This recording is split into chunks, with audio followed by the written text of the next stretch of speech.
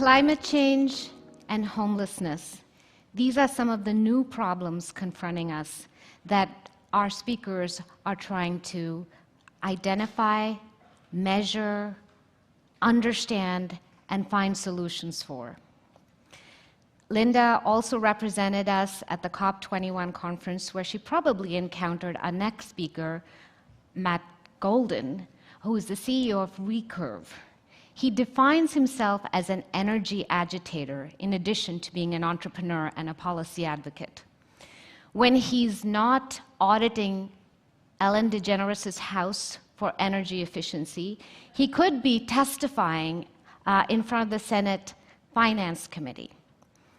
He has an interesting proposal about how we can be more energy efficient at a community level.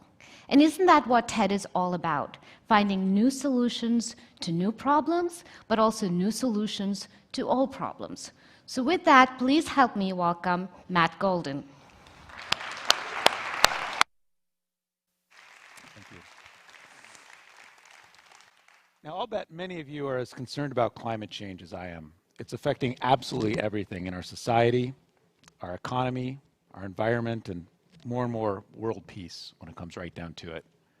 I'd also guess that pretty much all of you live in a house, work in a building, attend events in an auditorium from time to time, might even go out to a restaurant to eat. And what we don't think about is 40% of all the greenhouse gas emissions in the United States come from those buildings. This is an enormous problem. The good news is that over 70% of all US citizens buy power from a utility that now has a greenhouse gas reduction goal.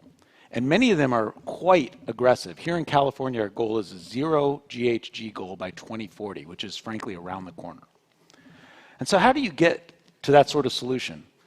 First and foremost, we have to get off fossil fuels. This means your cars, obviously, but also this is fossil gas, natural gas, same thing. That comes into our homes and also powers most of our grid. So there's an enormous effort underway that we can all participate in, which is electrification of all of our end uses. This means the furnace, the water heater, those things have to go. We're going to replace them with heat pumps that run efficiently off electricity. Your gas range, that's now going to be an induction range. It's better, but it also is electrification, and we can clean up the electric grid. But there are challenges. So we're building all of these new loads on the electric grid. But right now in California, half of all of our electricity is being generated by fossil gas, yet again. So then the big challenge is, how do we deal with decarbonization of our electric system while we're building all these new loads? So obviously we need to generate a lot of clean energy. Wind power, solar. How many of you have solar in your house? I do. Solar's great. It's clean, it's local, it's reliable, it can be resilient. But solar has a problem. Well, actually, it's not solar's problem, it's the sun. And the problem is that it sets every day, which is very inconvenient because it sets at the wrong time, because in California, our peak when we need the most energy is summer times right now around 4 to 9 p.m. and actually 8 and 9. Those are the bad hours. That's when it's dirty and it's expensive and we're running off that fossil fuel. So in order to decarbonize our grid and get where we need to go, we need to electrify, but we also need to balance supply and demand. We need to use all of this clean energy we're generating.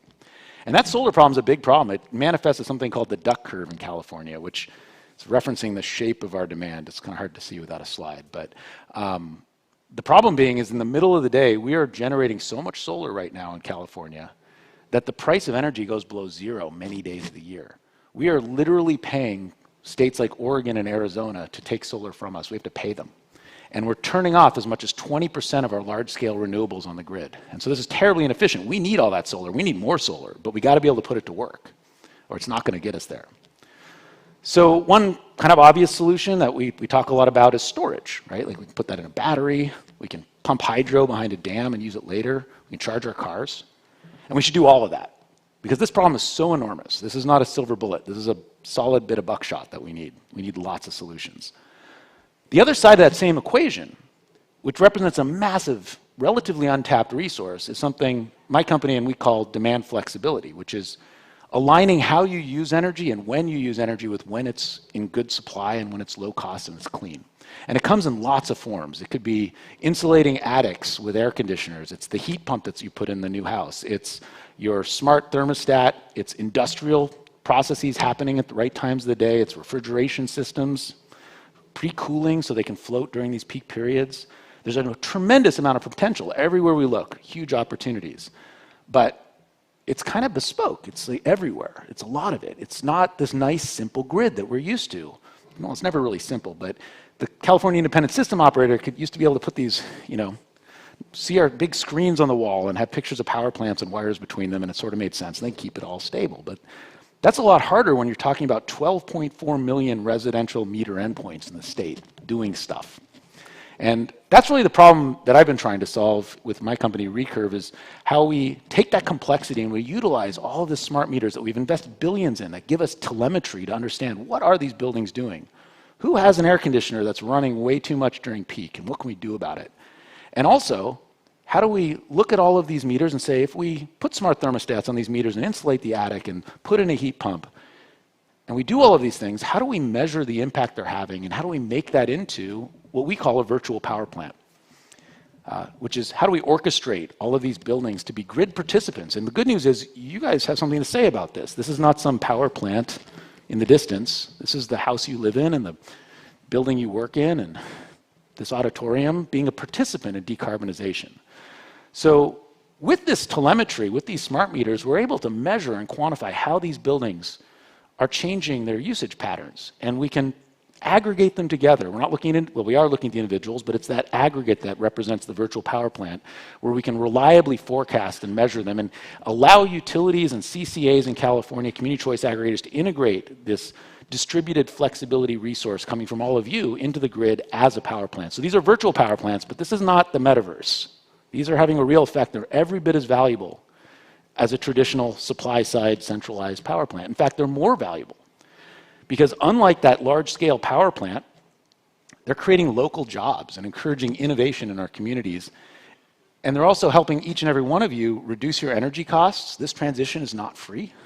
Make your houses more comfortable, healthier, resilient, all at the same time. These are added benefits. So we should always be tapping flexibility in virtual power plants where they exist and where they are cost competitive with supply-side resources. That should be the first line in everything that we do. So once one is able to measure, and we are, and quantify what's going on and make that reliable and forecastable and folks can actually believe in it and finance it, then it's a how do you deploy it.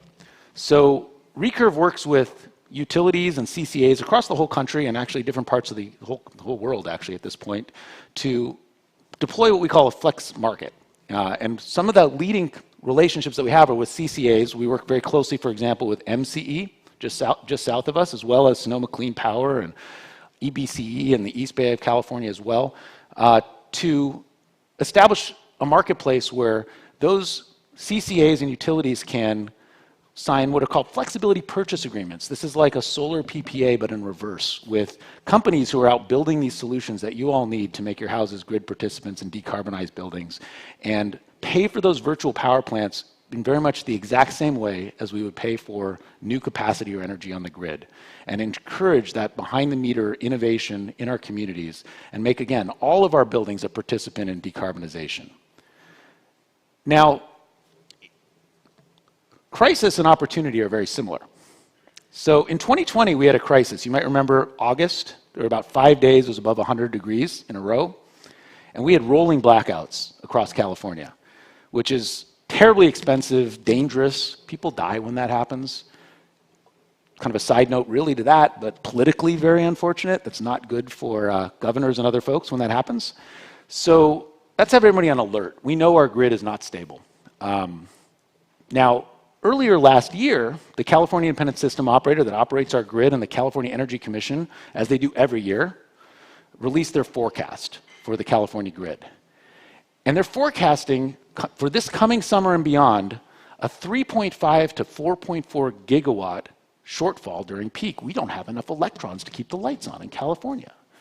4.4 gigawatts, that's 4,400 megawatts. If you guys are familiar with the Diablo nuclear power plant, it's our last big nuke in California. We're actually decommissioning it, but it's 2.2 gigawatts. So this is a shortfall of 2 nuclear power plants that we have to make up the difference on. So this is a proper emergency, and Governor Newsom responded as such. In July, he issued an emergency summer reliability proclamation across all agencies that said everybody's got to rally and figure out solutions to this problem across every state agency. And a lot of that, frankly, is more fossil gas. We're buying turbines as fast as we can. We're actually paying diesel generators to spin during peaks, which is not only expensive, but like dirty, right? Locally dirty. Nobody wants that. That's the opposite of a decarbonized grid. But when it comes down to it, reliability is king. We got to keep the lights on, and that's true also. So as part of that process, the Public Utilities Commission of California started a proceeding that actually went fast, which I was unaware that was possible. And a bunch of folks, Recurve, but also MCE and East Bay Community and Sonoma Clean Power and others, contributed ideas. And one of those ideas was taking this flex market, this open market approach to engaging local reliability through flexibility behind the meter through virtual power plants and expanding it. And we had proposed a big expansion to $40 million statewide, which seemed big. Come December, the PUC voted, and the commissioners unanimously approved their proposal, and it was what they proposed is a $160 million expansion of this flex market statewide.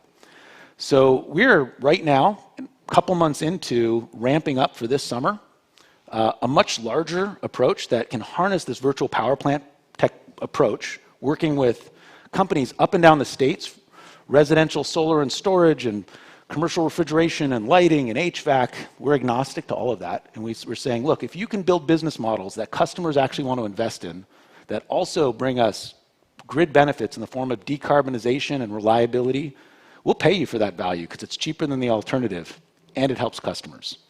And so that's scaling up now, and that's scaling up here. We'll be deploying this summer primarily in Northern California, and all of you in your buildings, in your places of work, in your homes, we'll be seeing new opportunities to make investments that benefit you in the form of comfort and resiliency and lower bills, but also help us decarbonize the grid. And you'll be a part of the virtual power plant and be paid for that, for those benefits that are accruing to all of us mutually as we all strive to decarbonize the power system and do what we can to combat climate change. Thank you.